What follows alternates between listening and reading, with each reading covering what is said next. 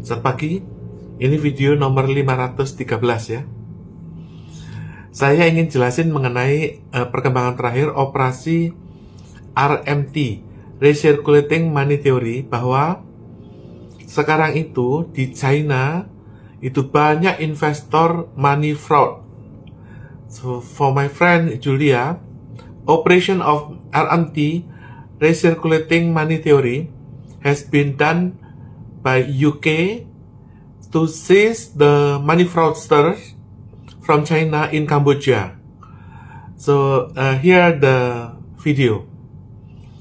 The money fraudsters itu sudah menjadi semacam vortex ya, atau bocornya sistem keuangan Amerika, sehingga banyak dana-dana murah. Kalau di Indonesia, dana-dana dari konglomerat itu dibiayai oleh dana judi online. Dan ini menjadi penyakit besar karena terakhir UK telah merampas 250 triliun uangnya Bitcoin yang menjadi mafia penculikan dan penjualan orang di Kamboja. Ini videonya. A human trafficker named Shen Zi today had 15 billion in cryptocurrency assets seized by the United States government in a joint operation with the United Kingdom against his evil work. He is part of a transnational criminal organization that kidnaps people. They think they're getting a real job, but instead he's forcing them to scam people against their will. I've been to one of these scamming compounds in Asia. Terrible. They threaten to torture people, they hurt people, and they make them do this criminal activity against their will, at threat of violence to them and their family. And it's a massive, massive way that human trafficking networks and criminal organizations are making money. So today we're celebrating. We've made a small dent against this great evil. We've sent a message to Shen Zi and other criminal organizations that somebody's watching. The work that he's doing is going to be exposed. The world's not going to be okay with it.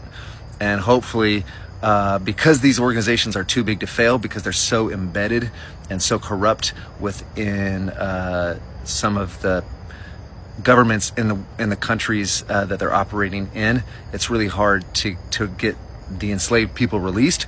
But this is a great first step, and then the world finds out about it, and we keep pushing back against this great evil. One of Cambodia's richest men is now at the heart of a global crypto scandal.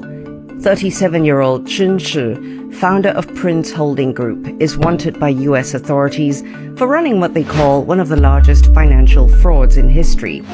Over $14 billion in Bitcoin seized, thousands of victims, and a scam that U.S. prosecutors say made $30 million a day at its peak. Chen didn't act alone. He allegedly built a massive scheme fueled by forced labor, fake crypto investments, and a web of shell companies. So the victims weren't just investors, they were also the trafficked workers forced to run the scam. Here's how it worked. Migrants were lured to Cambodia, then locked inside guarded compounds.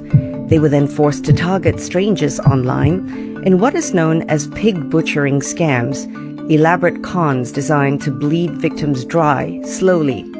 Meanwhile, Chen and his circle lived large, using proceeds to buy jets, yachts, luxury villas, rare watches, even a Picasso painting. Prince Group isn't small. It dominates Cambodia's real estate, banking, and consumer sectors, with over $2 billion in local projects, including a high-end mall in Phnom Penh. But Chen isn't just rich, he's connected. He holds Cambodian and British citizenship and served as an advisor to both former and current Cambodian prime ministers. Now those ties are under scrutiny. The US and the UK have slapped sanctions on him, his companies, and over 100 affiliated businesses. That includes 3 Singaporeans and 17 Singapore-linked entities. In London, his assets are frozen, including a $14 million mansion and other luxury properties. So far, Chen hasn't been arrested, and he denies all allegations. Cambodia says Chen's businesses followed the law and reiterated that the government doesn't accuse Prince Holding Group or Chen of wrongdoing. But they've said they're open to cooperating, only if solid evidence is provided.